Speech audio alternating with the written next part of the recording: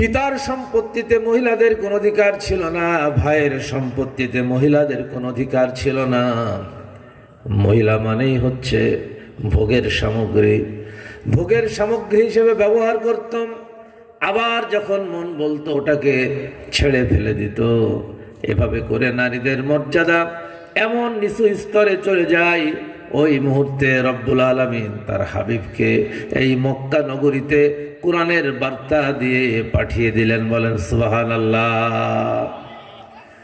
নারীর অবস্থা কত খারাপ হলে এমন পর্যায়ে চলে যায়। একজন অভিভাবক তার পিতা, তার ভাই, তার সন্তানকে চোখের সামনে ধর্ষণ করবে, শ্লীলতাহানি করবে, কিন্তু ওই পিতার একটা কথা বলার মতো ক্ষমতা ছিল না। ভাইয়ের সামনে বোনের ইজ্জত লুণ্ঠন করবে, ভাইয়ের কোনো কথা বলার অধিকার ছিল না। এমন একটা পরিবেশ তৎকালীন মক্কায় তৈরি হয়েছিল। এজন্য দাহিয়াতুল কালবি, একজন সাহাবী বিশ্বনবীর, তিনি বললেন, আমি আমার জীবনে 100টা কন্যা সন্তান নিজ হাতে হত্যা করেছি।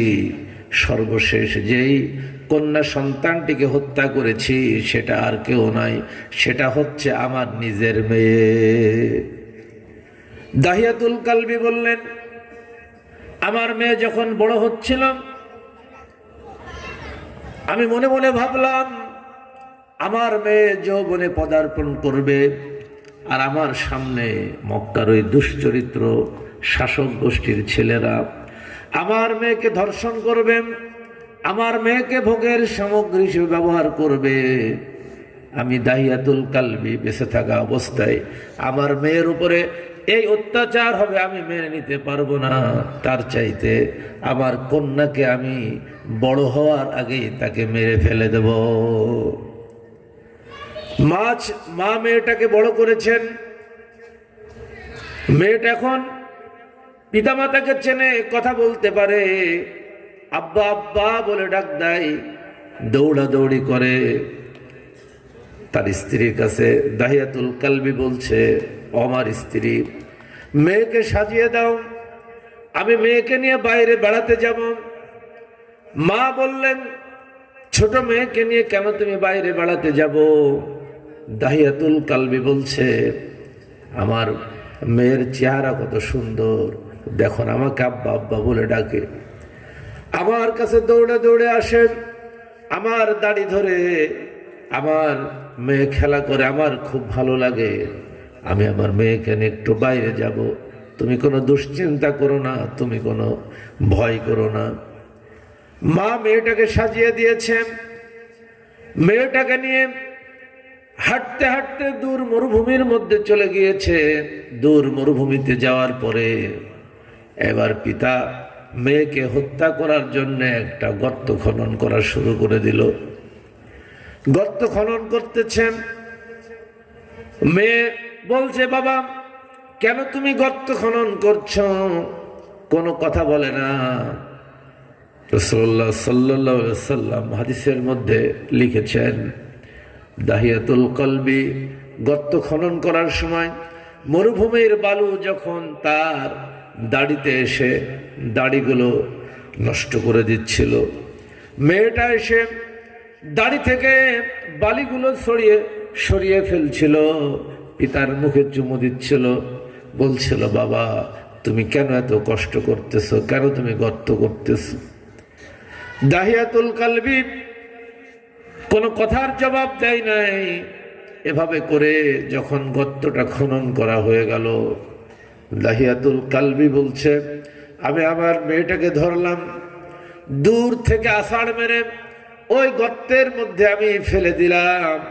এরপর একটা বড় পাথর আমার মেয়ের দিকে আমি নিক্ষেপ করলাম। পাথরটা যখন তার মাথায় লাগলো, মাথা দিয়ে ফিনকি দিয়ে রক্ত বের হয়ে গেল। আমার মেয়েটা এরপরও ডাকছে আব্বা আব্বা বলে, আব্বা বলে ডাকে, বলে, আব্বা তুমি আমাকে কেন মারছো? আমাকে মেরো না, আমার জন্য যদি তোমার কোনো সম্মানহানি হয়, আমি কোনোদিন আর মক্কা নগরীতে ফিরে যাব না। দাহিয়াতুল কালবি বলতেছেন, আমার হৃদয়ে একটুখানি মায়া মহব্বত তৈরি হয় নাই, আমার কন্যা সন্তানকে আমি নিয়ে যাতে হত্যা করে চলে আসলাম। আমার কন্যাকে হত্যা করার পরে 100টা পূর্ণ হয়ে গেল। এমন সময় রাসূলুল্লাহ সাল্লাল্লাহু আলাইহি ওয়াসাল্লাম দ্বীনের দাওয়াত দিচ্ছিলেন এই মক্কা নগরীতে। আমার মনে মনে মুহাম্মদের এই দ্বীনের দাওয়াতটা খুব ভালো লাগছিল। আমার মনের অনুশোচনা হলো, এত অপরাধ করেছি, এত অন্যায় করেছি, এত অন্যায় করার পরেও কি আমার গুনাহ ক্ষমা হবে নাকি? আমার তো দ্বীন গ্রহণ করার জন্য মনটা চাই, ইসলাম কবুল করার জন্য মনটা রাজি হয়ে গেছে। আল্লাহ নবীর কাছে এসে বললেন, ইয়া রাসূলুল্লাহ, ইয়া হাবিবাল্লাহ, আমি জীবনে এত অপরাধ করেছি, আমার জন্য কি তওবার দরজা খোলা আছে নাকি? আমি ইসলাম কবুল করতে চাই। আল্লাহ নবী জিজ্ঞাসা করলেন, ও দাহিয়াতুল কলবি, কি অপরাধ করেছো তুমি? এত অপরাধ কি যে তোমার তওবা কবুল হবে না? দাহিয়াতুল কলবি বললেন, ইয়া রাসূলুল্লাহ, ইয়া হাবিবাল্লাহ, আমি আমার জীবনে 100টা কন্যা সন্তান হত্যা করেছি, এবং সর্বশেষ আমি যেই কন্যাটিকে হত্যা করেছি সে আর কেউ নাই, আমার নিজের মেয়ে। আমি 100টা মানুষ হত্যা করেছি, আমার অপরাধকে আল্লাহ ক্ষমা করে দেবেন। আল্লাহর নবী মুখ ফিরিয়ে নিলেন আর বললেন, ও দাহিয়াতুল কলবি, কখনোই তোমার ঈমান আল্লাহর দরবারে কবুল হবে না, তোমার তওবা আল্লাহ কবুল করবেন না। আল্লাহ নবী নিরাশ করে দিলেন। দাহিয়াতুল কলবি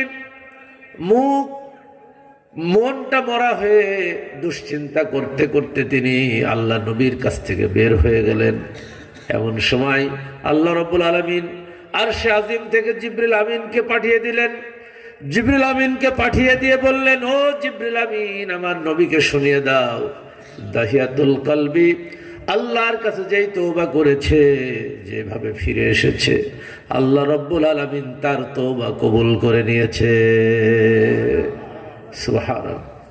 আল্লাহ রাব্বুল আলামিন সূরা জুমারের মধ্যে এই ঘটনাটা বর্ণনা করে শুনিয়ে দিলেন, লা তাকনাতু মির রাহমাতিল্লাহি ইন্নাল্লাহা ইয়াগফিরুয যুনুবা জামিআ ইন্নাহু হুয়াল গফুরুর রহিম। আল্লাহু আকবার। আল্লাহ রাব্বুল আলামিন শুনিয়ে দিলেন, ও নবী, দাহিয়াতুল কলবিকে ডাকো, দাহিয়াতুল কলবিকে বলে দাও, ও দাহিয়াতুল কলবি, তোমার তওবা আল্লাহর দরবারে এমন ভাবে কবুল হয়ে গেছে, আল্লাহ তোমার জীবনের সব গুনাহ মাফ করে দিয়েছে। এজন্য আল্লাহ রাব্বুল আলামিন এই আয়াতের পরেই বলতেছেন, ও দুনিয়ার মুসলমানেরা, অপরাধ করেছো, অন্যায় করেছো, মানুষের প্রতি জুলুম করেছো, নফসটাকে শেষ করে ফেলেছো, তুমি হতাশ হও না, নিরাশ হও না। ওয়া আনিবু ইলা রাব্বিকুম ওয়া আসলিমু লাহু মিন ক্বাবলি আইয়াতিয়াকুমুল আযাব। আল্লাহু আকবার। ওয়া আনিবু ইলা রাব্বিকুম, তোমরা ফিরে আসো, ফিরে আসো তোমার রবের দিকে। ওয়া আসলিমু লাহু, এবং তার কাছে আত্মসমর্পণ করো, তার কাছে মাথা নত করো, অর্থাৎ কোরআনের কাছে মাথা নত করো। হঠাৎ আযাব এসে যাওয়ার আগে, হঠাৎ আযাব এসে যাওয়ার আগে আল্লাহর কাছে ফিরে আসো, আল্লাহর কোরআনের কাছে আত্মসমর্পণ করো, আল্লাহর আদেশ এবং নিষেধের কাছে আত্মসমর্পণ করো। সম্মানিত ভাইরা, এই দাহিয়াতুল কলবির মর্যাদা আল্লাহ তাআলা এত বাড়িয়ে দিলেন। এরপরে আল্লাহ নবীর কাছে জিবরিল আমিন যতবার এসেছেন, কোন কোন বর্ণনা এসেছেন 4 বার 5 বার, কোন কোন বর্ণনা এসেছেন একাধিকবার। মানুষের আকৃতিতে আল্লাহ নবীর কাছে যখন জিবরিল আমিন আসতেন, এই দাহিয়াতুল কলবির রূপ ধরে আল্লাহ নবীর কাছে আসতেন। বলে সুবহানাল্লাহ।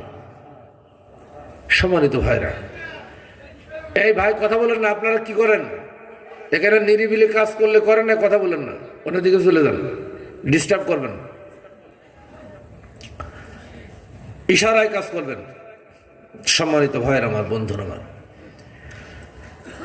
এটা ছিল মক্কা নগরীর অবস্থা, যেখানে নারীর কোনো মর্যাদা ছিল না, নারীর কোনো সম্মান ছিল না।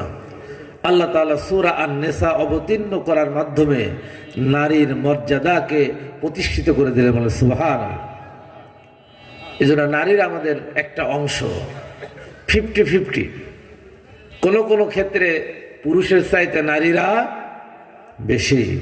এজন্য নারীদেরকে অবজ্ঞা করার কোনো সুযোগ নাই, আছে নাকি? নাই।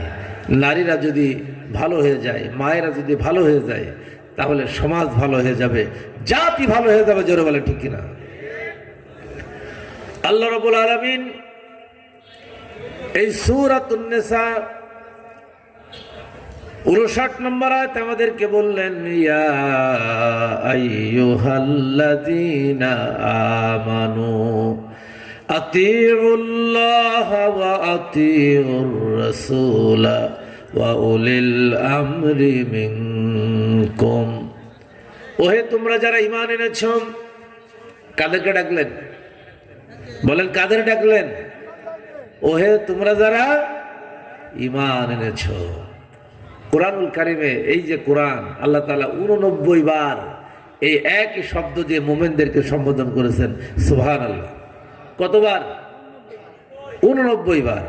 89 বার সম্বোধন করে আল্লাহ তাআলা কোথাও আদেশ করেছেন, আবার কোথাও নিষেধ করেছেন।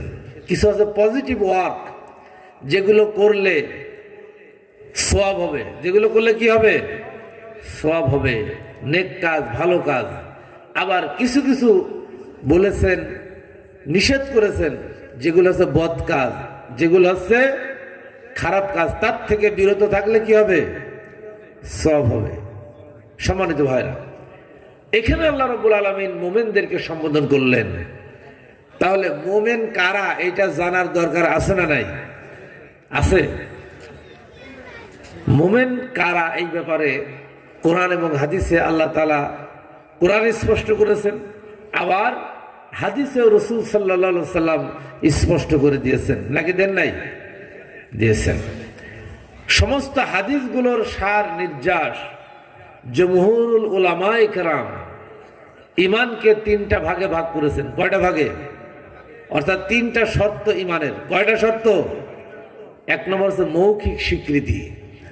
1 নম্বর মৌখিক স্বীকৃতি, লা ইলাহা ইল্লাল্লাহু মুহাম্মাদুর রাসূলুল্লাহ। এই কথাটা মুখে উচ্চারণ করা লাগবে। মুখে উচ্চারণ করলাম কিন্তু এর প্রতি ঈমান নেই, তাহলে কি ঈমানদার হওয়া যাবে? যাবে না। এজন্যে এটার বিশ্বাস করতে হবে আল্লাহ ছাড়া কোনো ইলাহ নাই, মুহাম্মদ সাল্লাল্লাহু আলাইহি ওয়াসাল্লাম আল্লাহর রাসূল। এটার উপরে বিশ্বাস, ইয়াকিন রাখতে হবে। মুখে বললাম, ইয়াকিনও রাখলাম, কিন্তু এই কালেমার আলোকে আমি কাজ করলাম না, তাহলে কি ঈমানদার হওয়া যাবে? যাবে না। ওয়াল আমল বিল আরকান, অর্থাৎ কাজের মাধ্যমে এই কালেমার যথার্থ প্রমাণ পেশ করা। লা ইলাহা ইল্লাল্লাহু মুহাম্মাদুর রাসূলুল্লাহ, এই কথা বলার সাথে সাথে এটাকে বিশ্বাস করা, এবং আল্লাহ রাব্বুল আলামিন যেটা বলেছেন এই কালেমার মাধ্যমে হযরত ইব্রাহিম আলাইহিস সালাম, হযরত মূসা আলাইহিস সালাম, হযরত হারুন আলাইহিস সালাম, হযরত ঈসা আলাইহিস সালাম থেকে শুরু করে নিয়ে শেষ নবী মুহাম্মদুর রাসূলুল্লাহ সাল্লাল্লাহু আলাইহি সাল্লাম এই কালেমার দাওয়াত যেভাবে দিয়েছেন, ওইটার উপরে ঈমান রেখে নিজেকেও ওই ঈমানে উন্নীত করা। কথা কি বুঝাতে পারছে? রাসূলুল্লাহ সাল্লাল্লাহু আলাইহি সাল্লাম সহিহ মুসলিমের হাদিসে বলেছেন, লাইসাল ঈমানু বিতামান্না ওয়ালা বিল মুহাল্লা ওয়ালাকিন হুয়া মা করা বিল কলব ওয়া সাদ্দাকাহুল আমাল। আল্লাহ নবী বললেন, মুখ দিয়ে আকাঙ্ক্ষা পোষণ করার নাম হচ্ছে ঈমান নাই। আমি ঈমানদার, আমি বললাম আমার আকাঙ্ক্ষা আছে, আমি মুমিন। আল্লাহ বলছেন তুমি মুখ দিয়ে বললেই তুমি মুমিন হতে পারবে না। ওয়া সাদ্দাকাহুল আমাল, অর্থাৎ আমলের মাধ্যমে কাজের মাধ্যমে যতক্ষণ তুমি ইমানের পরিচয় দিতে না পারবে, আল্লাহর নবী বললেন তুমি ততক্ষণ পর্যন্ত ইমানদার হতে পারবে না। আমরা ইমানদার বটে, কিন্তু ম্যাক্সিমাম দড়ি ছিঁড়া ইমানদার। দড়ি ছিঁড়া বোঝেন তো? এটা সহিহ মুসলিমের একটা হাদিস আছে, মাসালুল ঈমানি ওয়া মাসালুল মুমিনি কামাসালুল ফারাসি ফি আখিয়াতিহি। আল্লাহ রাসূল বললেন ঈমান আর মুমিনের দৃষ্টান্ত আছে খুঁটিতে বাঁধা ঘোড়া। একটা ঘোড়া বাঁধা আছে, গলায় দড়ির এক অংশ আছে, খুঁটিতে আর এক অংশ আছে। এখন এই ঘোড়া যদি অন্যের ক্ষেত খেতে যায় তাহলে কি খেতে পারবে? কারণ গলায় কি আছে? দড়ি আছে, আবার খুঁটোর সাথে বাঁধা আছে। এখন এই দড়ি যতটুক পারমিশন দেয় এর বাইরে কি ওই ঘোড়া যেতে পারবে? পারবে না। আল্লাহ রাসূল বললেন এই গণ্ডির মধ্যে যতক্ষণ সে থাকবে ততক্ষণ সে মুমিন থাকবে। ততক্ষণ কি থাকবে? এই দেখেন কোরআন, এটা দিয়ে আল্লাহ তাআলা গণ্ডি দিয়ে দিয়েছেন এবং রাসূলুল্লাহর সুন্নাহ। কোরআন এবং সুন্নাহর বাইরে আমরা যদি যাই তাহলে গণ্ডির মধ্যে থাকলাম, গণ্ডির বাইরে চলে গেলাম না। তা গণ্ডির বাইরে গেলে কি আর ইমানদার থাকা যায়? আল্লাহ রাসূল বললেন ইয়াজুলু, মাঝে মধ্যে ওই ঘোড়া দড়ি ছিঁড়ে ফেলে। এরকম ছাগল নেড়ে দিয়েছেন বা মাঠে বেঁধে দিয়েছেন, গরু বেঁধে দিয়েছেন, মাঝে মধ্যে গরু খুঁটো উপড়ে অন্যের ক্ষেত খায় নাকি খায় না? যখন অন্যের ক্ষেত খায়, ক্ষেতের মালিক যদি পায় আদর করে তো নাকি? কি করে? বাংলাদেশের প্রচলিত নিয়ম অনুযায়ী কোথায় দেয়? পন্ডে দেয় বা খোয়াড়ে দেয়। খোয়াড়ে তো খুব গরুর জন্য আদর আছে নাকি, মহব্বত আছে। গরুর মালিক তখন খুঁজে বেড়ায় আমার গরু কই গেছে। একটা চতুষ্পদ জন্তু সে দড়ি ছিঁড়ার কারণে, অন্যের ক্ষেত খাওয়ার কারণে যদি তার শাস্তি হয়, যে আল্লাহ রাব্বুল আলামিন এই কোরআন এবং হাদিস দিয়ে আমাদেরকে গণ্ডি দিয়ে দিয়েছেন, এই গণ্ডির বাইরে যদি যায় আল্লাহ ঠিক আমাদের জন্য 7টা খোয়াড়ের ব্যবস্থা করেছে।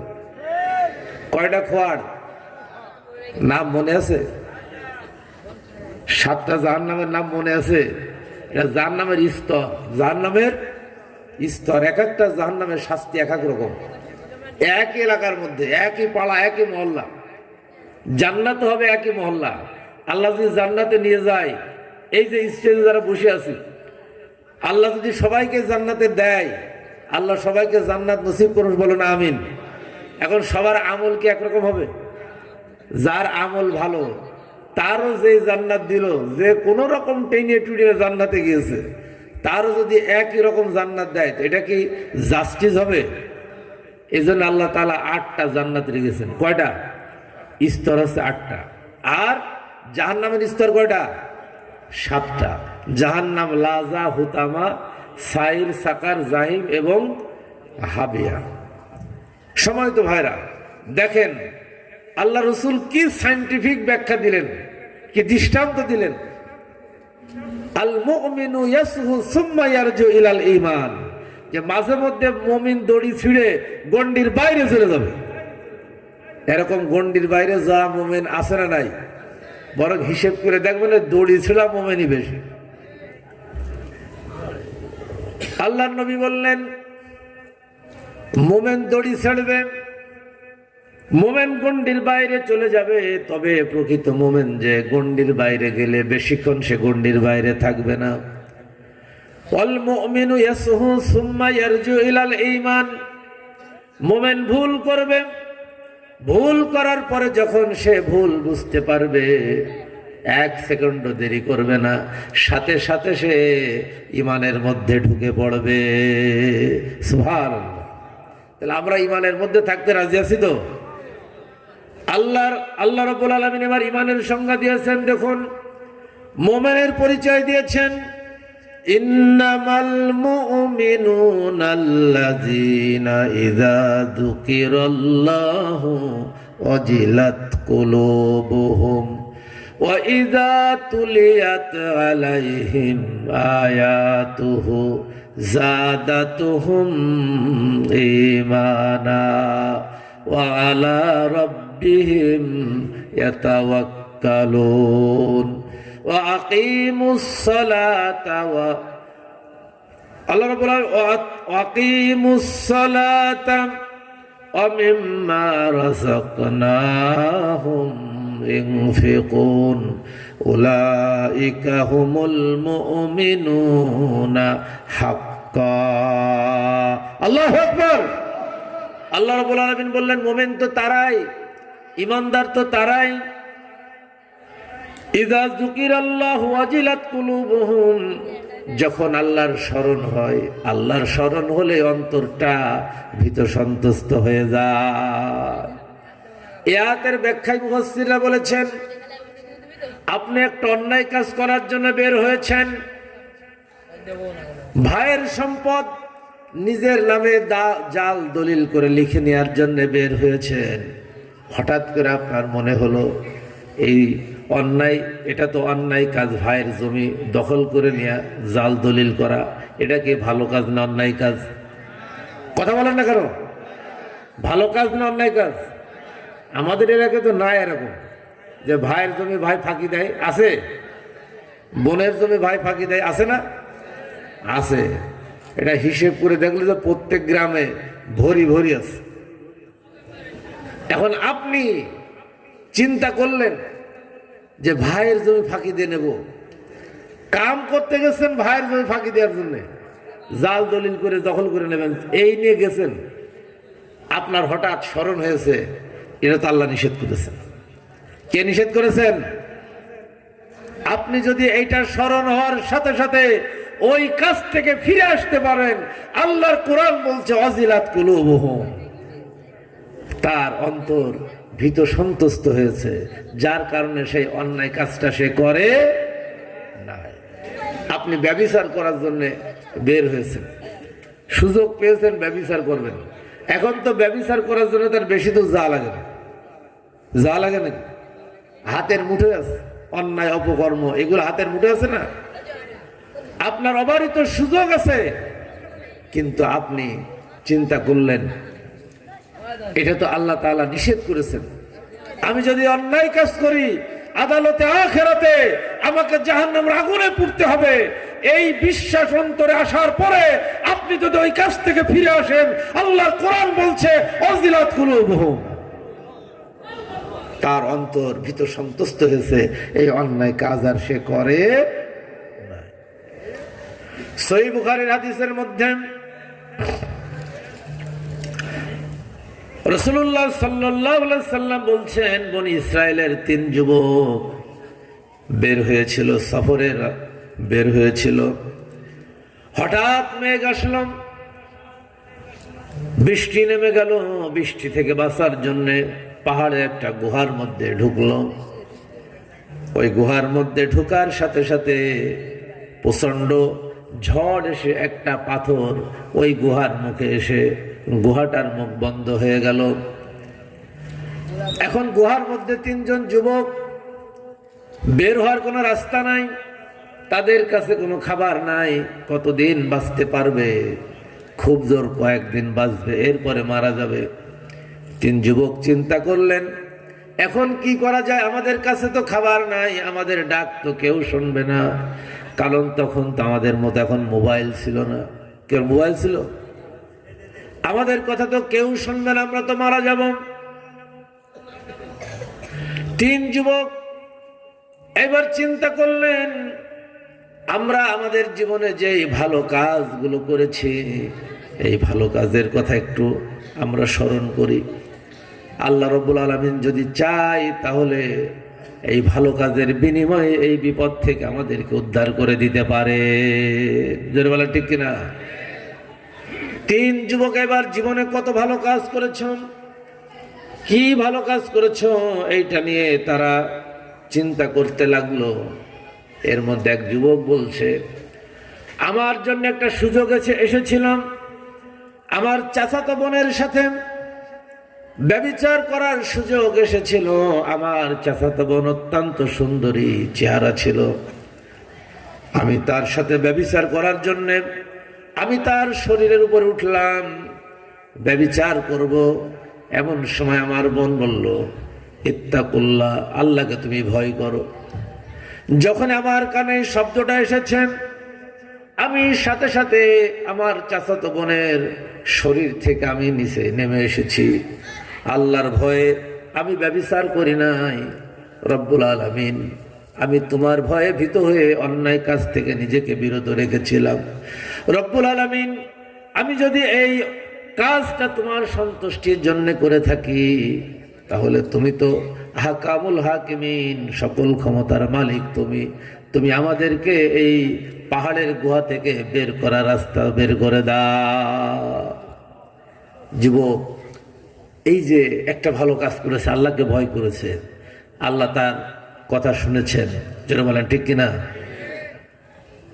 সময় সংক্ষেপ, সম্মানিত ভাইয়ের আমার, বন্ধুর আমার, এজন্য মুমিন হচ্ছে তারাই ইযা যুকিরাল্লাহু ওয়াজিলাত কুলুবুহুম ওয়া ইযা তুলিয়াত আলাইহিম আয়াতুহু যাদাতুহুম ঈমানা। আর যখন তাদের সামনে কোরআনের আয়াত তেলাওয়াত করা হবে, কোরআনের তাফসীর পেশ করা হবে, কোরআনের বক্তব্যগুলো যখন শুনবে, আল্লাহ রাব্বুল আলামিন বললেন তাদের ঈমানটা বেড়ে যাবে। ঈমান কি হবে? আজকের এই তাফসীর মাহফিল থেকে যদি কারোর ঈমান বাড়ে, বুঝতে হবে তার মধ্যে কি আছে। বলেন কি আছে? ঈমান আছে। আর যদি এরকম তাফসীর মাহফিল 1000 বার শোনার পরেও যদি তার চেঞ্জ না হয়, তাহলে বুঝতে হবে তার মধ্যে কি নাই? ঈমান নাই। আল্লাহ রাব্বুল আলামিন এরপরে বললেন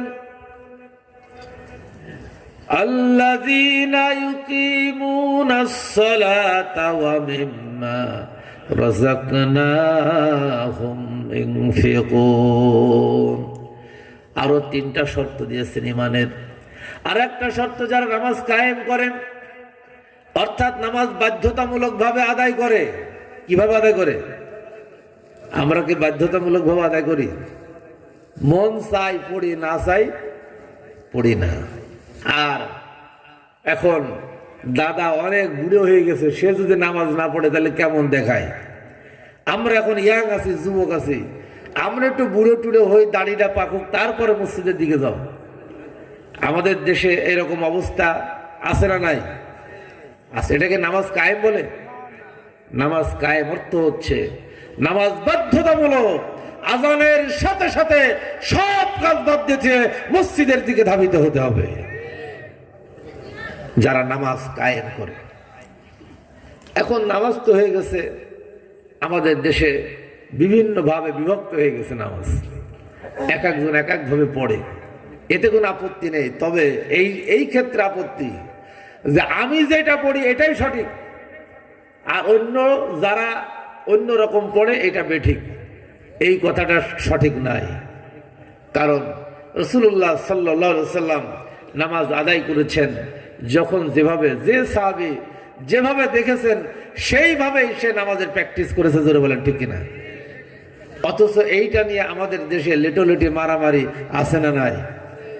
হাত বুকের উপরে বাঁধবো না নিচেই বাঁধবো, এই নিয়ে মারামারি আছে আছে। এরপর আমি জোরে বলবো না আস্তে বলবো, আছে লেটোলেটি। আবার রাফে আদায়ন করবো নাকি করবো না, এই নিয়ে আছে মারামারি। এইটা নিয়ে আমাদের দেশে মসজিদও আলাদা হয়ে গেছে, নাম দেওয়া হয়েছে আহলে হাদিস মসজিদ। এগুলো ঠিক নাই। কারণ রাসূলুল্লাহ সাল্লাল্লাহু আলাইহি ওয়াসাল্লাম বলেছেন, তোমরা নামাজ জামাতের সাথে আদায় করো, সাল্লু মা খলিফান আও মুজরিমান। যারা আলেম আছে তারাই হাদিস পড়েছেন যে তোমরা জামাতের সাথে নামাজ আদায় করো একসাথে। যদি ইমাম তোমার মতের বিরোধী হয়, তাও সে যদি অপরাধী হয়, এরপরও তার পিছনে নামাজ পড়ো। অথচ আমাদের দেশে এগুলো মুসলমানদের মধ্যে বিভিন্নভাবে ডিভাইডেড করা হয়েছে। এর পিছনে কাজ করে ইসলাম বিরোধী একটা গোষ্ঠী, যাতে মুসলমানরা ঐক্যবদ্ধ হতে না পারে। আমাদের হাজী সাহেব আছেন, প্রতি বছরে 2-1 উমরায় যান। আপনারা যারা কাবায় গেছেন দেখবেন অনেক হাজী আছে যারা হাতই বাঁধে না নামাজ। হাত ছেড়ে দিয়ে থই, হাত বাঁধে না। এখন আপনি ফতোয়া দেবেন যে তার নামাজ হবে না? এই কথা বলার ইখতিয়ার আছে আপনার? কারণ ইমাম মালিক রাহিমাহুল্লাহ তিনি রাসূলুল্লাহ সাল্লাল্লাহু আলাইহি সাল্লামের ওই সুন্নাহটাই তার মাযহাবে তিনি গ্রহণ করেছেন। কারণ আল্লাহ নবী যখন তাহাজ্জুদে দাঁড়াতেন লম্বা সময় তাহাজ্জুদ পড়তেন। আমরা যারা গেছি, কিয়ামুল লাইল যখন হয় মক্কা মদিনায় লম্বা তেলাওয়াত হয়, আল্লাহ নবী এরকম লম্বা তেলাওয়াত করতেন। আর এই লম্বা সময় যখন আপনি দাঁড়িয়ে থাকবেন, হাত আসলে বেঁধে রাখা যায় না, এই জন্য আল্লাহ নবী মাঝে ছেড়ে দিতেন। এখন এই যে সাহাবী আল্লাহ রসুলকে এইভাবে দেখেছেন যে হাত বাঁধে নাই, এখন তার কাছে যদি আপনি বুঝান যে নামাজ এইভাবে পড়তে হবে, সে কি মানবে? এজন্য ইমাম মালিক রাহমাতুল্লাহ আলাইহি তিনি ওই মতটাই গ্রহণ করেছেন এবং তার মতের অনুসারী এই পৃথিবীতে আছে না নাই? আছে। সম্মানিত ভাইরা, এমন অনেক নিয়ম আছে আমাদের দেশে যেটা হাদিসেও নাই, কোরআনেও নাই, আমরা সেটা পালন করি। যেমন আমি আপনাদেরকে বলি, জায়নামাজের দোয়া মুখস্থ আছে কার কার? হাত তোলেন তো। জায়নামাজের দোয়া একটু হাত তোলেন না, মুখস্থ আছে কার কার? যাক আছে। জায়নামাজের দোয়া কখন পড়তে হয় এটা বলেন? কখন? নামাজে, জায়নামাজে দাঁড়িয়েই পড়তে হয়। আসলে এটা সঠিক নাই। রাসূলুল্লাহ সাল্লাল্লাহু আলাইহি সাল্লাম এই দোয়াটা পড়েছেন সহিহ মুসলিমের বর্ণনায়। আমি সিয়াসিত্তার সকল হাদিস গ্রন্থ খুলে খুলে দেখেছি, রাসূল সাল্লাল্লাহু আলাইহি সাল্লাম এই দোয়াটা পড়েছেন, তবে তাকবীরে তাহরিমার পরে গিয়ে, তাকবীরে তাহরিমার পরে, অর্থাৎ তিনি নিয়ত করেই পড়তেন, ইন্নী ওয়াজহাতু ওয়াজহিয়া লিল্লাযী ফাতারাস সামাওয়াতি ওয়াল আরদা হানিফা ওয়া মা আনা মিনাল মুশরিকিন। এখন কে যে আমাদের দেশে শিখাইছে যে নামাজে দাঁড়িয়ে আগেই দৌড় পড়ো, এটা তো রাসূলুল্লাহ সাল্লাল্লাহু আলাইহি ওয়াসাল্লামের শিখানো অনুযায়ী হয় নাই। হয়েছে নাকি? আল্লাহ রাসূল বলেছেন, সাল্লু কামা রাআইতুমুনি উসাল্লি, নামাজ পড়ো সেভাবে যেভাবে আমাকে পড়তে দাও। সম্মানিত ভাইরা, আমি ইমানের পরিচয় দিচ্ছিলাম, আল্লাযীনা ইউকিমুনাস সালাতা ওয়া মিম্মা রাযাকনাহুম ইনফিকুন, যারা নামাজ কায়েম করে এবং আমার দেওয়া রিজিক আমার রাস্তায় ব্যয় করে। আমরা এই জায়গায় সবচেয়ে দুর্বল। আল্লাহর রাস্তায় রিজিক অর্থাৎ সম্পদ ব্যয় করার ক্ষেত্রে আমরা দুর্বল নাকি সবল? অনেক দুর্বল। আল্লাহর কোরআন বললেন, ক্বালা রাব্বিহিম উলাইকা হুমুল মুমিনুনা হাক্কান, এরা হচ্ছে হকপন্থী মুমিন, সত্যপন্থী মুমিন। এজন্য সত্যপন্থী মুমিন হতে হলে নিষিদ্ধ কাজ থেকে বিরত থাকা লাগবে। পারবেন তো ইনশাআল্লাহ? 2 নম্বর হচ্ছে আল্লাহর কোরআনের আলোচনা শুনলে যাতে আমাদের ঈমান বাড়ে, নামাজ কায়েম করা এবং যাকাত আদায় করা। ওয়ালা রাব্বিহিম ইয়াতাওয়াক্কালুন, এবং আল্লাহর উপর ভরসা করা। আমরা ভরসা করব কার উপরে? আল্লাহর উপরে। আল্লাহ রাব্বুল আলামিন বললেন, এরাই হচ্ছে হকপন্থী মুমিন। লাহুম দারাজাতুন ইনদা রাব্বিহিম ওয়া মাগফিরাতু ওয়া রিজকুন কারীম। আল্লাহু আকবার। আল্লাহ রাব্বুল আলামিন বলছেন, এদের জন্য রয়েছে মাগফিরাত, এদের জন্য রয়েছে ক্ষমা, এবং এদের জন্য আল্লাহর কাছে রয়েছে সম্মানিত রিজিক।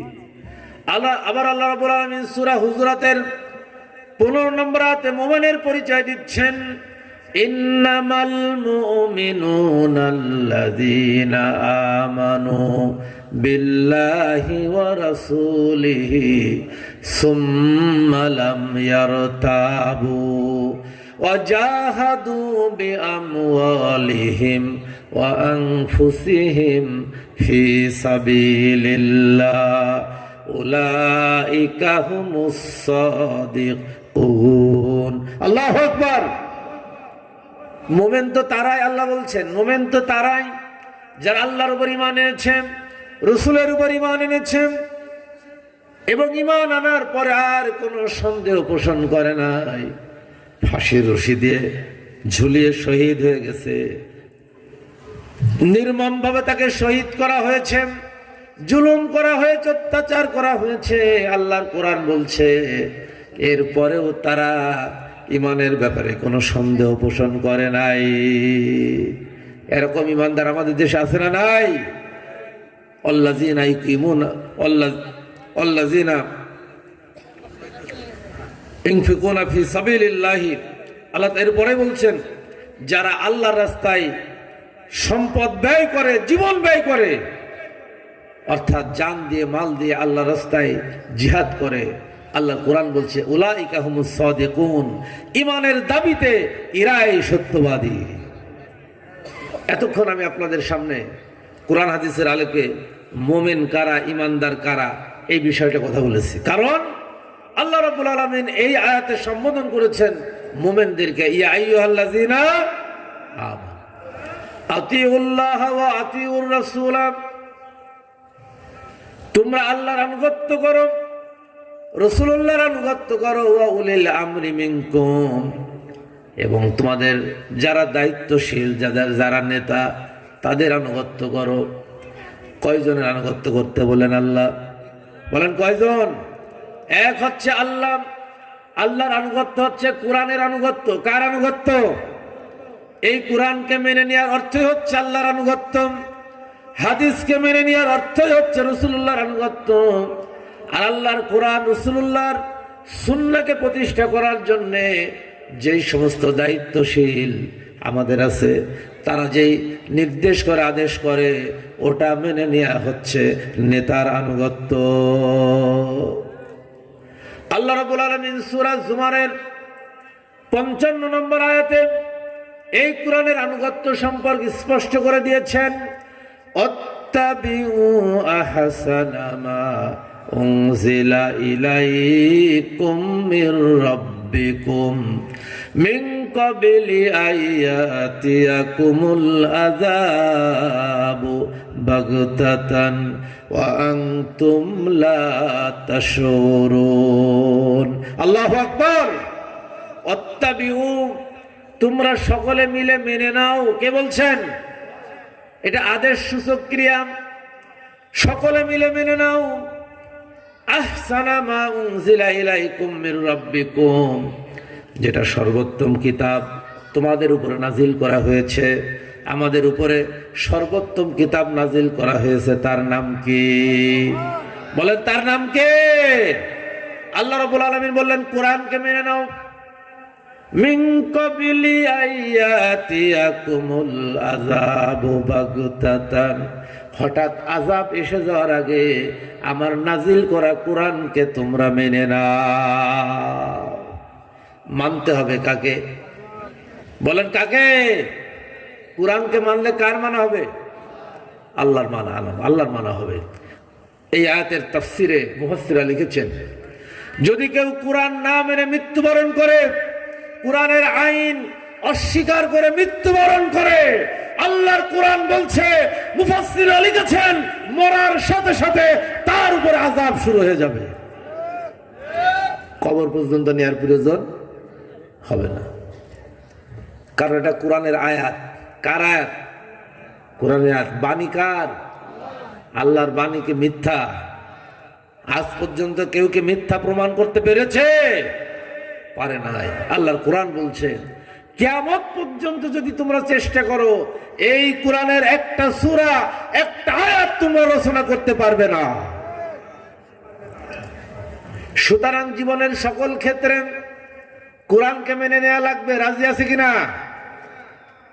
আল্লাহ রাব্বুল আলামিন এই কোরআনকে দিয়েছেন আমাদের জীবনের সংবিধান হিসেবে। আল্লাহ রাব্বুল আলামিন সূরা আন-নাহলের 89 নম্বর আয়াতে বলেছেন, ওয়ানাজ্জালনা আলাইকাল কিতাবা তিবয়ানাল লিকুল্লি শাইইন ওয়া হুদাও ওয়া রাহমা ওয়া বুশরা লিল মুসলিমিন। আল্লাহু আকবার। হে নবী, আপনার উপর একখানা কিতাব অবতীর্ণ করেছি। এখানে কোরআনকে কিতাব দিয়ে ব্যাখ্যা করেছেন আল্লাহ তাআলা। কেন অবতীর্ণ করেছি? এই জন্য অবতীর্ণ করেছি যাতে করে এই কোরআন দিয়ে তুমি জীবন চালাতে পারো, অর্থাৎ মানুষের জীবনে যত সমস্যা আছে সব সমস্যার সমাধান আমি আল্লাহ কোরআনের মধ্যে বলে দিয়েছি। বিশ্বাস আছে আমাদের? কে বলেন বিশ্বাস আছে? বিশ্বাস না থাকলে কোথায় যাওয়া লাগবে? জাহান্নামে যাওয়া লাগবে। কারণ কোরআন হচ্ছে শুধু তেলাওয়াতের কিতাব নয়, কোরআন শুধু চুমু খাওয়ার কিতাব নয়, কোরআন শুধু বুকে লাগানোর কিতাব নয়। কোরআন তেলাওয়াত করতে হবে, চুমু খেতে হবে, বুকেও লাগাতে হবে। কিন্তু যে উদ্দেশ্যে আল্লাহ তাআলা কোরআন অবতীর্ণ করেছেন তার মূল টার্গেট হচ্ছে কোরআন দিয়ে একটা সমাজ তৈরি করা হবে। রাসূলুল্লাহ মদিনায় যে সমাজ তৈরি করেছিলেন, যে রাষ্ট্র তৈরি করেছিলেন, সেই রাষ্ট্রের সংবিধান কি ছিল? কথা বলেন না যে কি ছিল বলেন? কোরআন ছাড়া কি আর কোনো সংবিধান ছিল? ছিল না।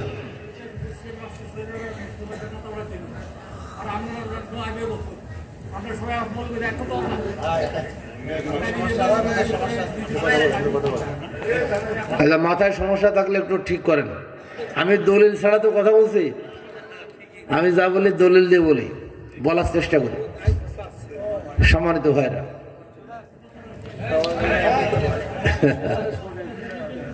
আচ্ছা শোনেন, কথা বলেন না। চাচা শোনেন, আমার কথা শোনেন। আপনার যত কথা আছে মাহফিল শেষে আমার বলবেন, আমি শুনবো। এখন আমার কথাগুলো শোনেন, এগুলো নোট করবেন ডায়েরিতে। মাহফিল আসবেন, নোট নিয়ে আসবেন। আয়াত নাম্বার বলি লিখবেন, বাড়িতে যে মিলিয়ে দেখবেন যে আমি ভুল বলেছি না সঠিক বলেছি। না দাগ খতিয়ান সহ বললে তো ঝামেলা নেই। কি বলেন, ঝামেলা আছে? ঝামেলা নেই। সম্মানিত ভাইরা, এজন্যে আল্লাহর আনুগত্য করার অর্থ আছে কোরআনের আনুগত্য। কার আনুগত্য? কোরআন মেনে নেয়া। আমরা মেনে নিতে রাজি আছি তো? এখানে কোনো শর্ত আছে? কোনো শর্ত প্রযোজ্য নয়। 2 নম্বর রাসূলুল্লাহর আনুগত্য, অর্থাৎ আল্লাহ রাব্বুল আলামিন কোরআন নাজিল করেছেন, কোরআন হচ্ছে আমাদের জীবন বিধান। আর এই কোরআনের ব্যাখ্যাকার হিসেবে আল্লাহ রাব্বুল আলামিন রাসূলকে প্রেরণ করেছেন। রাসূল কোরআনের ব্যাখ্যা করেছেন এবং আল্লাহর নবীর মর্যাদা তো বেশি দিয়েছেন। আল্লাহ রাব্বুল আলামিন আল্লাহর নবী মুখ দিয়ে যেই কথা বলেছে ওই কথাগুলো উম্মতের জন্য আইন হয়ে গিয়েছে। এজন্য 2 নম্বর আনুগত্য করতে হবে কার? বলেন, কার আনুগত্য করতে হবে? রাসূলুল্লাহর। কার আনুগত্য? আল্লাহর আনুগত্য প্রথম, দ্বিতীয় কার আনুগত্য? রাসূলুল্লাহর আনুগত্য। রাসূলুল্লাহর আনুগত্য করলে লাভটা কি হবে? আল্লাহ রাব্বুল আলামিন সব বলে দিয়েছেন। রাসূলুল্লাহর যদি আনুগত্য করা হয় আল্লাহ রাব্বুল আলামিন আমাদের জীবনের গুনাহ সব মাফ করে দেবেন। আছে কোরআনে। সূরা আলে ইমরানের 31 নম্বর আয়াত আল্লাহ তাআলা বললেন, কুল ইন কুনতুম তুহিব্বুনাল্লাহা ফাত্তাবিউনি ইউহিব্বুকুমুল্লাহ। আল্লাহু আকবার। এ নবী বলে দাও, আরশ আজিমের মালিক আল্লাহ তাআলা বলছেন, নবী হে বলে দাও, কুল ইন কুনতুম তুহিব্বুনাল্লাহ, তোমরা যদি আল্লাহর ভালোবাসা চাও, আল্লাহর মহব্বত চাও, আল্লাহর প্রিয় বান্দা হতে চাও, তাহলে আমার নবীর আনুগত্য করো। কার আনুগত্য করো? রাসূলুল্লাহর আনুগত্য করো। আল্লাহর কোরআন বললেন রাসূলুল্লাহর আনুগত্য যদি তোমরা করো লাভটা কি হবে? ইয়াগফির লাকুম যুনুবাকুম, আল্লাহ তোমাদের জীবনের সব গুনাহ মাফ করে দেবেন। সুবহানাল্লাহ। গুনাহ মাফ করার মালিক কে? আল্লাহ। কিন্তু যদি রাসূলুল্লাহর আনুগত্য আমার জীবনে থাকে, আমার জীবনের গুনাহ মাফ করে দেবেন আল্লাহ তাআলা। কুরআনুল কারীমের মধ্যে আমি গুনাহ মাফের যত আমল পেয়েছি, আরেকটা আমল আছে, কেউ যদি খালেস নিয়তে তওবা করে, তওবা করলে পারে রব্বুল আলামিন তার গুনাহ মাফ করে দেন। দাহিয়াতুল কালবির ঘটনা বলেছি। এখন দেখেন সূরা ফুরকানের শেষ রুকুর মধ্যে ৭০ নম্বর আয়াত থেকে আল্লাহ তাআলা বর্ণনা করছেন, কেউ অপরাধ করার পরে অপরাধের কথা স্মরণ হয়েছে, আমি তো অন্যায় করেছি, গুনাহ করেছি, এখন আমি বাঁচতে চাই, জাহান্নামের আগুন থেকে বাঁচতে চাই। আল্লাহর কোরআন বলছে তুমি যদি ফিরে আসো, ইল্লা মান তাবা ওয়া আমানা ওয়া আমিলা আমালান সালিহা ফাউলাইকা ইউবাদদিলুল্লাহু সাইয়্যাতিহিম হাসানা ওয়া কানাল্লাহু গফুরুর রহিমা। আল্লাহু আকবার। আল্লাহ তাআলা বলছেন গুনাহ করেছ, অন্যায় করেছ, অন্যায় করে জীবনটা শেষ করে দিয়েছ, এখন তুমি আল্লাহর কাছে তওবা করো, তওবা করার পর ঈমান আনো, আমলে সালেহ করো। আল্লাহ রাব্বুল আলামিন বলছেন খালেস নিয়তে যদি তওবা করো, আমলে সালেহ করো, তোমার জীবনের অন্যায় কাজগুলো আল্লাহ শুধু ক্ষমাই করবেন না, বরং ভালো আমল দ্বারা তোমার অন্যায় কাজগুলো পরিবর্তন করে দেবে। সুবহানাল্লাহ।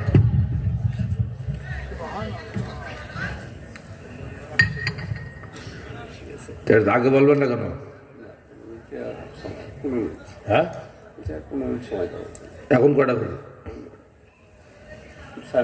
45 পর্যন্ত ছেড়ে দেবো। ঠিক আছে সম্মানিত ভাইরা, তাহলে যদি খালেস নিয়তে তওবা করি, তওবা করলে গুনাহ মাফ করে দেবেন কে? আল্লাহ তাআলা। রাজি আছেন ইনশাআল্লাহ? 3 নম্বর উলিল আমরি মিনকুম, তোমাদের দায়িত্বশীল যারা আছেন তাদের আনুগত্য করো।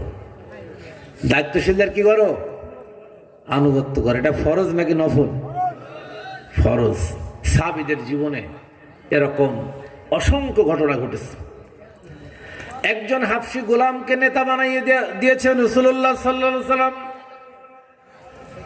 আবার একজন গোলামের ছেলে গোলামকে আল্লাহর নবী নেতা বানিয়ে দিয়েছে। সাহাবীর আনুগত্য করেছে না করে নাই? কি বলেন, করেছে না করে নাই? রাসূলুল্লাহ সাল্লাল্লাহু আলাইহি সাল্লামের পালক পুত্র যায়েদ ইবনে হারেসা, তিনি কি গোলাম ছিলেন না? মা খাদিজার গোলাম ছিলেন। রাসূল সাল্লাল্লাহু আলাইহি সাল্লামকে উপহার দিলেন। এই যায়েদ ইবনে হারেসার ছেলে উসামা, তাহলে গোলামের বাচ্চা গোলাম, তাই তো? গোলামের বাচ্চা গোলাম। দেখেন ইসলাম আমাদের কি শিখিয়েছেন, উলিল আমরি মিনকুম। গোলামের বাচ্চা গোলামকে আল্লাহ রাসূল ফিলিস্তিন অভিযানের নেতা বানাই দিয়েছে। সুবহানাল্লাহ। কিন্তু এই অভিযান পরিচালনা করার আগেই আল্লাহর নবীর ইন্তেকাল হয়ে গেছে। হযরত আবু বকর যখন খলিফা, তখন ওই অভিযানের সময় আসলো। মদিনার জলিল কদর কিছু সাহাবী হযরত উমরকে বলল, উমর তুমি আবু বকরকে বলো এই নেতা চেঞ্জ করে আমাদের নতুন একজন নেতা বানাই দিক, কারণ এই রকম একজন গোলামের ছেলে গোলাম, সে আমাদের নেতা হবে, এইটা আসলে মানা যায় না। হযরত উমর সাহস করে আবু বকর রাদিয়াল্লাহু আনহুর কাছে বললেন। আবু বকর এই কথা শোনার সাথে সাথে হযরত উমরের জামার কলার চেপে ধরলেন বাঁ হাত দিয়ে, আর বললেন, উমর এই কথা বলার সাহস তোমাকে কে দিয়েছে? তুমি কি জানো না উসামা বিন যায়েদকে নেতা বানাইছে কে? বলেন কে বানিয়েছে? আল্লাহ রাসূল যাকে নেতা বানিয়েছে, আমি কখনোই তার পরিবর্তন কাউকে নেতা বানাইতে পারবো না। হযরত উমর থমকে দাঁড়িয়ে গেছে যে আবু বকর কি বলে। এর পরের ঘটনা ছিল আরো কঠিন ইতিহাস। এই অভিযানে উসামা বিন যায়েদ গোলামের ছেলে গোলাম নেতা, আর আবু বকর রাদিয়াল্লাহু তাআলা আনহু তিনি খেলাফতের দায়িত্ব আরেকজনের উপর অর্পণ করে সাধারণ সৈনিকের কাতারে উসামা বিন যায়েদের নেতৃত্বে তিনি যুদ্ধের ময়দানে গেছেন। এটা ছিল সাহাবীদের আনুগত্য। আনুগত্য কি চেহারা দিকে করা লাগবে? আনুগত্য কি বংশমর্যাদা দিকে করা লাগবে? ইসলামের আনুগত্য হচ্ছে সে দেখতে হবে লা তাআতুন ফি মাসিয়াতিল্লাহ, আল্লাহ বিরোধী কোন আদেশ করেছেন কিনা, রাসূলুল্লাহর বিরোধী কোন আদেশ করেছেন কিনা, এইটা ছাড়া অন্য কোনো কিছু দেখার সুযোগ নাই। হযরতে খালিদ বিন ওয়ালিদ রাদিয়াল্লাহু তাআলা আনহু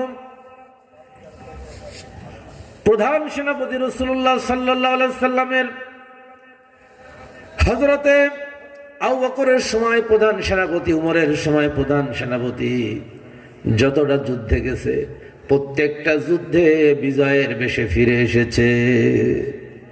ইসলাম গ্রহণের পর আর একটা যুদ্ধেও সে হারে নাই, একটা যুদ্ধেও সে পরাজিত হয় নাই। যখন তিনি বৃদ্ধ বয়সে মৃত্যু শয্যায় শায়িত, তার স্ত্রীকে বলছে, ও আমার স্ত্রী, আমার শরীরের ক্ষত স্থানগুলো একটু গুনে দাও, কয়টা ক্ষত স্থান আছে, কাটার দাগ আছে।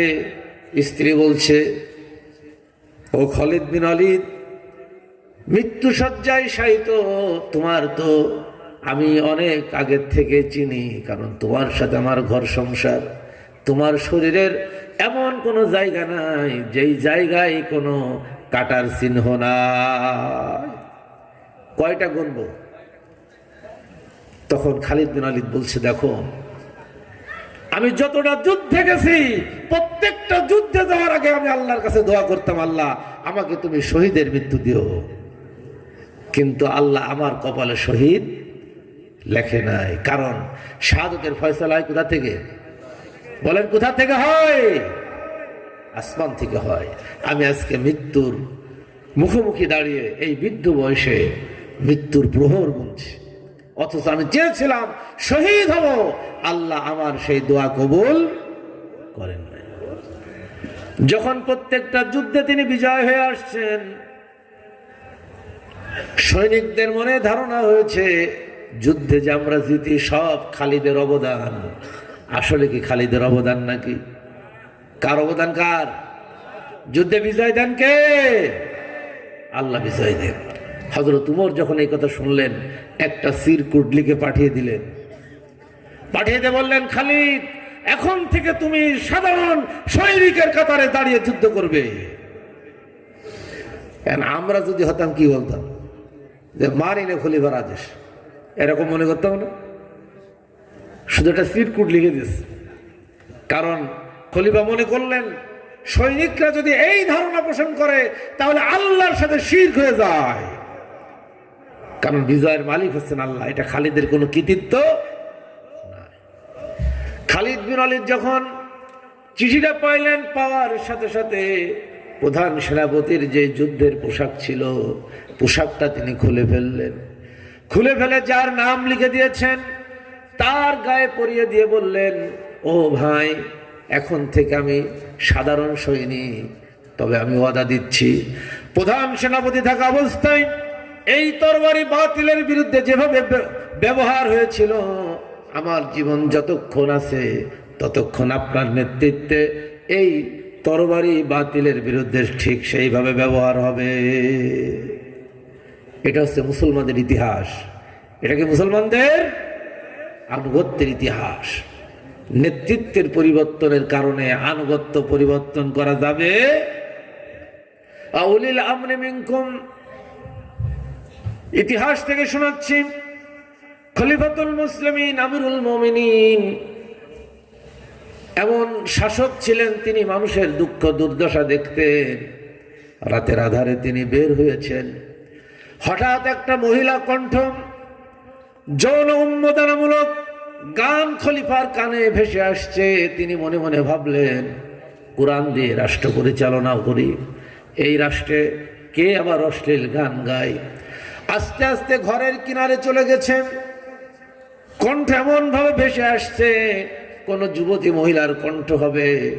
খলিফা মনে করলেন নিশ্চয় তারা কোনো ব্যভিচারে লিপ্ত হয়েছে। হযরত উমর রাদিয়াল্লাহু তাআলা রাগ চেক দিতে পারলেন না, পিছনের দরজা ভেঙে ঘরের মধ্যে প্রবেশ করলেন। ঘরের মধ্যে প্রবেশ করে যে দেখে একজন যুবতী মহিলা একা একা তিনি গান করতেছেন। যুবতী মহিলা একা। হযরত উমর বলে, কেন তুমি গান করছো? তুমি কি জানো না কোরআন দিয়ে রাষ্ট্র চলে? এই রাষ্ট্রে অশ্লীল গান বাজনা নিষিদ্ধ। আল্লাহর কোরআন সূরা লুকমানের 6 নম্বর আয়াতে আল্লাহ তাআলা বলেছেন, ওমিনান নাসি মায়াশতারি লাহওয়াল হাদিসি, যারা অশ্লীল বাদ্য গান বাজনা কুড়াই করে, আর এটা তারা মানুষের মধ্যে বিক্রি করে যাতে মানুষ পথভ্রষ্ট হয়ে যায়। গান বাজনা জায়েজ আছে? অশ্লীল গান কি জায়েজ আছে? এবার মহিলা বলছে, কে পথিক, আমি তোমাকে চিনি না, আমি কোরআনের একটা আয়াত লঙ্ঘন করেছি, তবে তুমি কোরআনের 3টা আয়াত লঙ্ঘন করেছো। আগে তুমি জবাব দাও যে কোরআনের 3টা আয়াত লঙ্ঘন করেছো। যদি সঠিক জবাব না দিতে পারো, আগামীকাল হযরত উমরের কাছে তোমার বিরুদ্ধে আমি বিচার দেব। কার কাছে বলতেছ? হযরত উমর নিজেই ঘরের মধ্যে। উমর থমকে গেলেন যে সর্বনাশ, 3টা আয়াত লঙ্ঘন করে ফেলিস। তখন উমর একটু নতজানু হয়ে বললেন, কোন 3টা আয়াত আমি লঙ্ঘন করেছি বলো। যুবতী মহিলা কোরআনের আয়াত শুনিয়ে দিলেন। সূরা বাকারার 190 নম্বর আয়াত তেলাওয়াত করে শোনালেন, ওয়ালাইসাল বিররু বিআন তাতুল বুয়ুতা মিন জুহুরিহা ওয়ালাকিন্নাল বিররা মান ইত্তাকা ওয়াতুল বুয়ুতা মিন আবওয়াবিহা। আল্লাহু আকবার। তৎকালীন মহিলাদের কোরআনের এলেম জ্ঞান কত বেশি ছিল একটু করে চিন্তা করতে পেরেছেন? বলেন, আল্লাহ বলেছেন যে পিছনের দরজা দিয়ে ঢোকার মধ্যে কোনো বরকত নাই। আসল বরকত হচ্ছে আল্লাহকে ভয় করা আর ঘরের সামনের দরজা দিয়ে ঢোকা। বলেন, আপনি আমার ঘরের পিছনের দরজা বেড়া ভেঙে ঢুকেছেন, কোরআনের এই আয়াতের লঙ্ঘন করেছেন, আপনাকে অবশ্যই জবাব দেওয়া লাগবে। তা না হলে আগামীকাল খলিফার দরবারে আমি যাব। খলিফা আরেকটু নতজানু হয়ে বললেন যে আর কোন আয়াত লঙ্ঘন করেছে। এবার মহিলার একটা সূরা হুজুরাতের 12 নম্বর আয়াত তেলাওয়াত করে শোনালেন, ইয়া আইয়ুহাল্লাযীনা আমানু ইজতানিবু কাসীরাম মিনাজ যন্নি ইন্না বাদাজ যন্নি ইসমুন। তুমি এই আয়াতের লঙ্ঘন করেছো।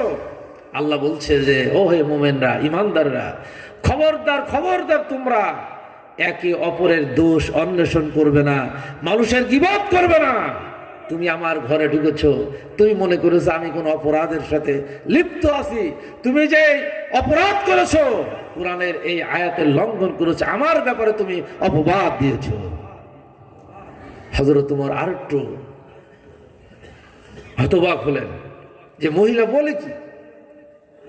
এরপর ওমর আরো নতজানু হয়ে বলছে, আর কোন আয়াতের লঙ্ঘন করেছি?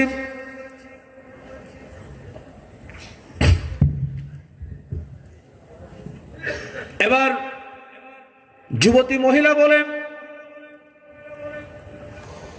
ও পথিক, তুমি কোরআনের আয়াত লঙ্ঘন করেছো, কারণ আল্লাহর কোরআন বলছে কুল লিল মুমিনিনা ইয়াগুদ্দু মিন আবসারিহিম ওয়া ইয়াহফাযু ফুরুজাহুম। আল্লাহর কোরআন বলছেন, ও মুমিনেরা, তোমরা তোমাদের চক্ষুকে নিম্নগামী করো আর তোমাদের লজ্জাস্থান সমূহের হেফাজত করো। আর তুমি আমার ঘরের মধ্যে ঢুকেছো, আমার ঘরে অনুমতি নাও নাই, কারণ কোরআন বলেছেন ইয়া আইয়ুহাল্লাযীনা আমানু লা তাদখুলু বুয়ুতাকুম